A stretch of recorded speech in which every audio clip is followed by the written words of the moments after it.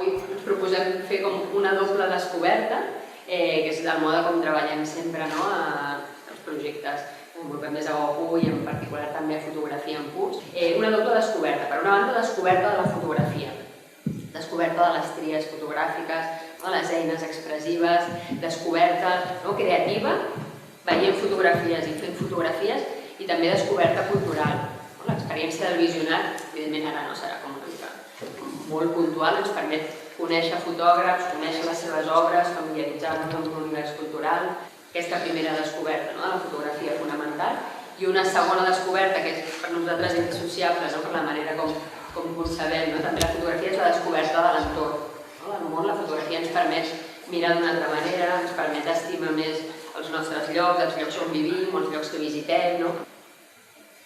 Visionarem aquestes fotografies d'aquest conjunt, anirem visionant, i després parlarem una mica en allò que ens hem fixat. És una pluja d'idees. En què ens hem fixat en aquestes fotografies?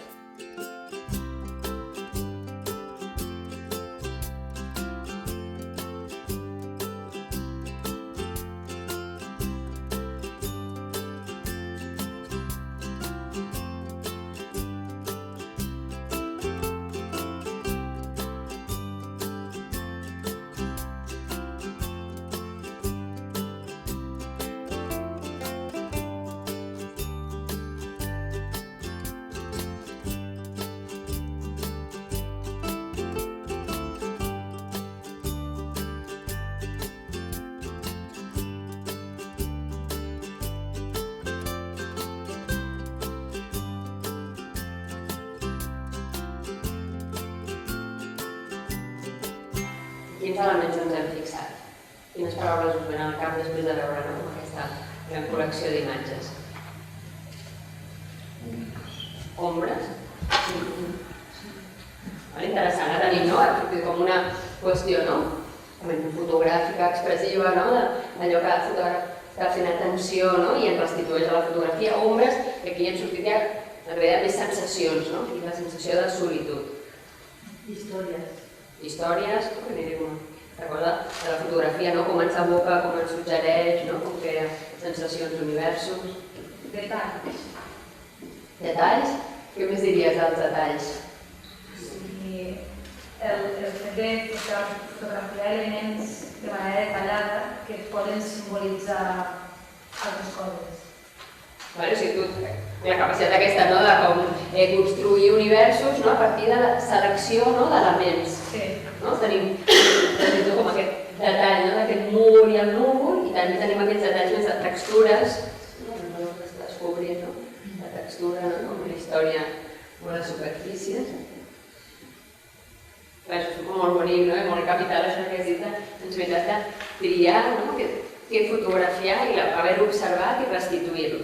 Després a nosaltres, també cadascú, tot allò que evoca i ens obre, que vindrà després, però allò d'estar observant, triant, a partir de la sensibilitat pròpia de cada fotògraf, d'allò que en aquell moment li ha interessat, en què s'ha fixat, que podríem anomenar clarament que s'està fixant i li està fascinant les ombres, o aquesta llum, que no hem parlat d'ombra, hauríem de parlar també d'un món, de llums, aquestes entrades de llum, amb línies de llum, llums més frontals, més dures, laterals, una riquesa, una altra banda de llum i com la sensibilitat, fixar-se en la llum i veure com la construïm a la fotografia, quin lloc li donem, quin paper, on l'instal·lem.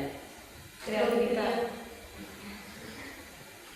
Geometria. Geometria. Hi ha alguna que vulguis destacar en particular en relació a la geometria?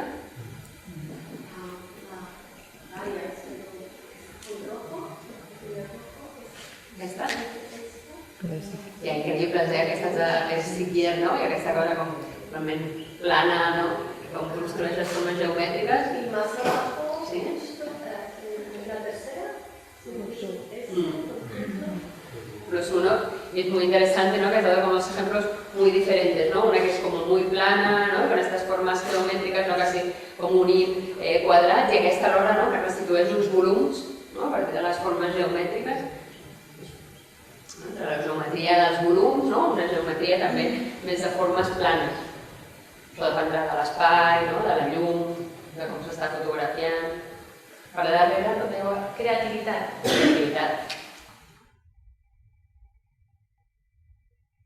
Clar, curiosament, en aquestes imatges les persones són molt poc importants dintre de la composició. És com si de sobte haguessin estat allà per accident, que és una cosa que també després ens podem plantejar quan treballem, que en principi treballem espais buits, però potser el personatge ens dona a vegades un contrapunt sense ser el protagonista.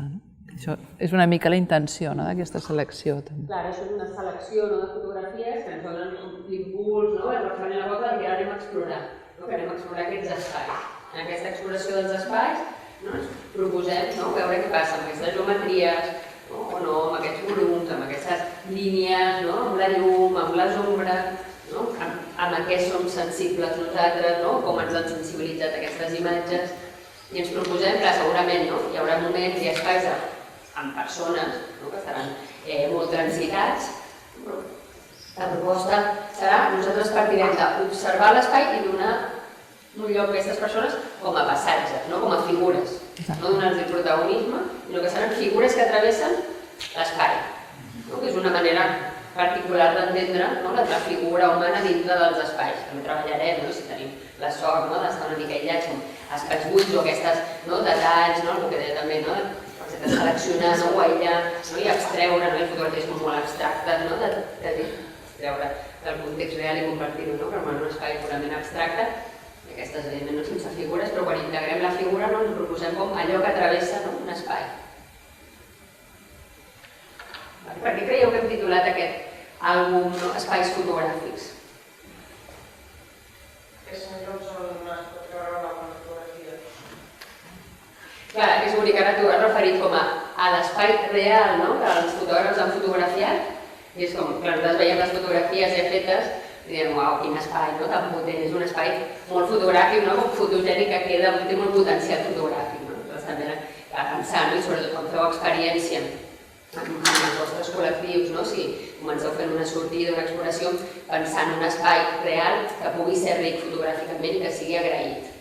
Evidentment, aquí a la Fundació Miró és molt agraït, és molt generós, perquè la construcció arquitectònica, la gran obra de Cert, que és com un regal pel fotògraf, per nosaltres ara quan explorarem la relació amb el cel, també tenim un dia molt generós meteorològicament, les ombres, les relacions de volum, després el Museu Nacional és un altre tipus de complexitat molt plena d'elements, estructures també de gent i ens posar unes altres qüestions.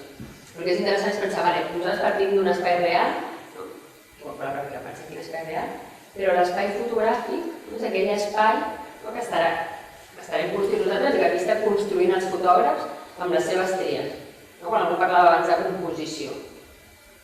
Composició no acaba de semblar, si hi ha unes regles, uns esquemes, no oblidem tot això. Composició és com distribuïm els elements a la fotografia.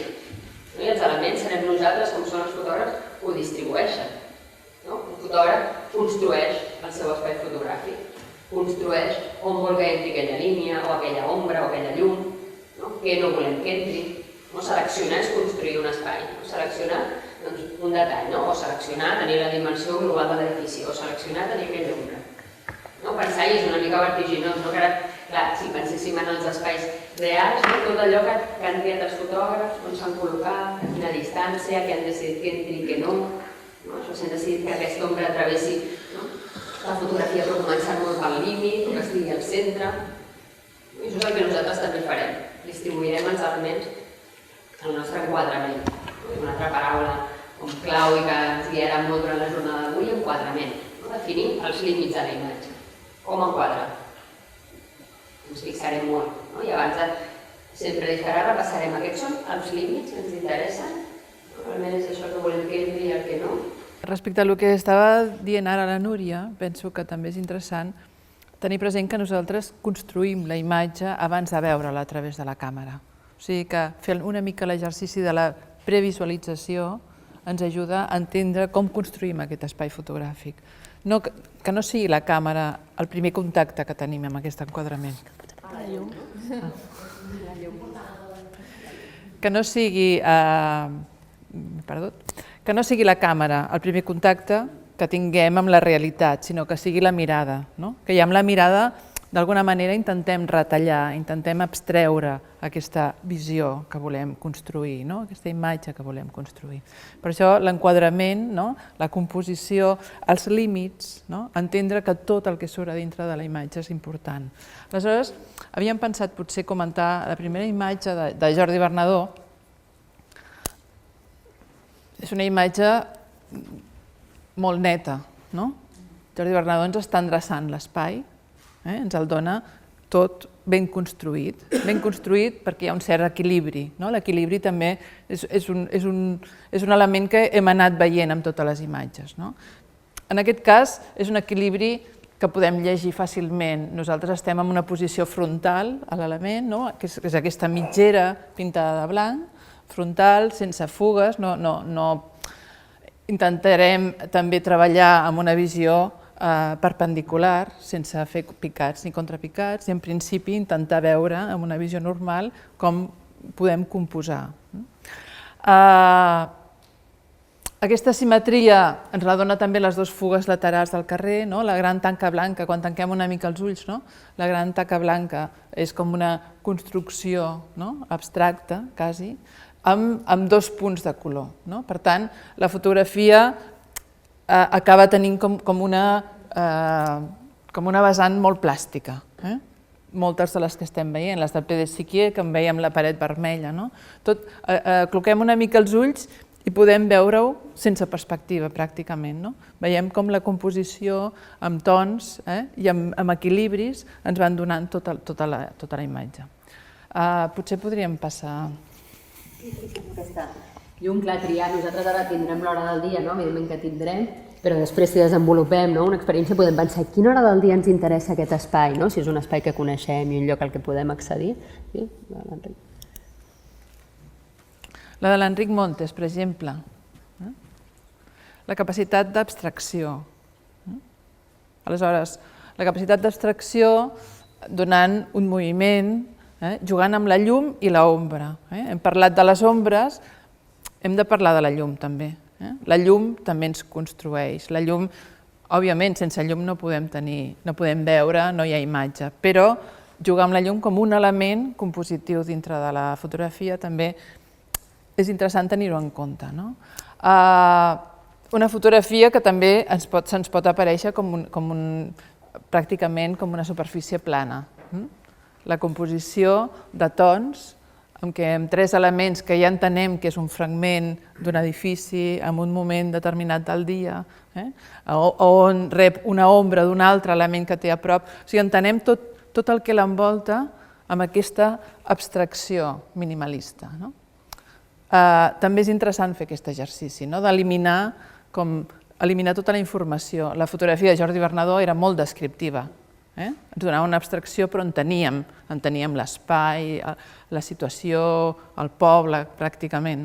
En canvi, en aquest cas, no sabem moltes coses, però d'alguna manera entenem una mica el contracamp d'aquesta imatge.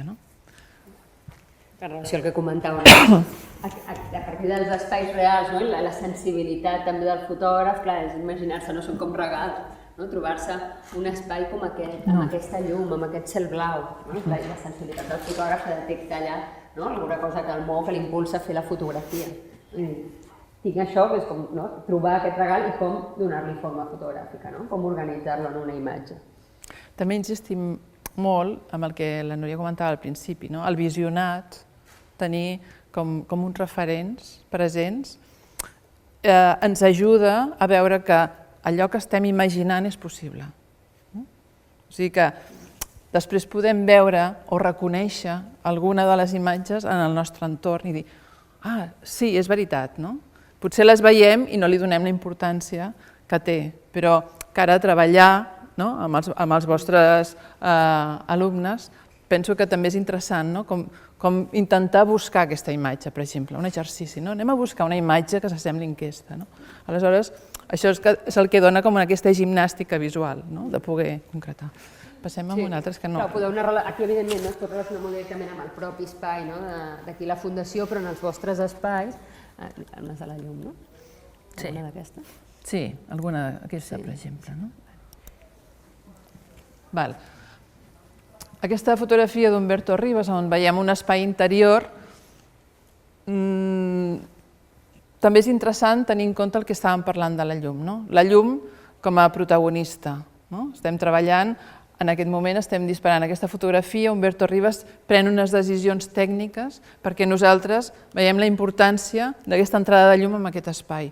Potser l'espai, si ens acostem, Humberto Rivas treballava amb molt detall i amb molta riquesa tècnica, com perquè puguem llegir tot, però si ens acostem podem veure l'espai que envolta, però l'important, el que motiva l'Humberto a fer aquesta imatge, és aquesta entrada de llum. Aquesta entrada de llum amb aquesta forma determinada. Humberto Rivas, sabent com ell treballava, probablement va esperar o va estudiar com podia obtenir aquesta entrada. Això és una cosa que també hem de fer, podem fer l'exercici, veure, ara està el sol aquí, si esperem un moment, aquesta llum ens entrarà i potser ens donarà aquest efecte que volem. I la llum es torna protagonista, es torna l'objecte. És quan construïm la imatge al voltant d'aquest efecte de llum. Tenim altres fotografies en què això es dona, també, en paral·lel. Aquesta, per exemple, també d'Humberto. Ferran Freixa, també. Ferran Freixa, en aquest cas, molt més lluminós, però són fotografies que entenem que la raó que existeixin és perquè hi ha hagut aquest moment. El fotògraf ha coincidit en aquest moment en què la llum està d'aquesta manera. Si no, probablement aquest espai el veuríem construït diferent. Se fixa en coses, que bonic, que hem volgut com aquesta cantonada centrar aquest triangle de llum. Això és una decisió. Tu estàs enquadrant, no sé si dir això, vaig entrar o una cosa tan petita com aquest triangle de llum, tenir-lo a la imatge, o aquest inici d'aquesta línia de llum, o com decideix tallar l'arc. L'arc per tenir com una entrada ja amb un to determinat. Com enquadra també el sostre, l'estructura, la vida... Això són, diguem, construir un espai fotogràfic a partir de les tries. I després veure clar què no ens ajuda en aquesta construcció. Probablement Ferran Freixa podia decidir fer entrar aquesta finestra, probablement aquesta finestra podia tenir un cert interès, probablement era molt bonica aquesta finestra, però no era un motiu suficient com perquè ens entrés en aquest espai fotogràfic que ell construïa. Per tant, aquestes decisions, a vegades un vol incloure elements que troba que són macos, que són interessants, però hem de prescindir a vegades perquè l'espai fotogràfic és diferent de la realitat. Aleshores, això també és un moment en què és interessant com poder fer aquesta reflexió. I per últim, jo crec que només un apunt, continuant amb el tema d'apropaments, potser podríem... Simplement no cal ampliar-les. Per veure les quatre, no? Sí, no cal ampliar-les. Però les fotografies d'exteriors on no hi ha cel, on realment ens acostem i estem construint a partir de textures, a partir d'espais acotats, com la forma, en el cas de les cantonades d'Humberto Rivas, que això és una sèrie seva, que són com una col·lecció de cantonades, com la forma ens dona la composició, el punt de vista, on se situa, si se situa just al centre, que per tenir unes fugues paral·leles. Depenent, a vegades, de la llum, tenim la fotografia de Paco Gómez, també aquí dalt, o bé hi ha les abstraccions de textures i de composició, ja com subtil, com a vegades fent el joc una mica, com que semblen una altra cosa, en el cas de les dues finestres i la taca blanca. Bé, crec que a partir d'aquí l'interessant és que us quedeu per última vegada amb aquestes imatges a dintre del vostre cervell i de la retina i després, a mesura que anem veient i que anem fent l'exercici, probablement aniran sortint.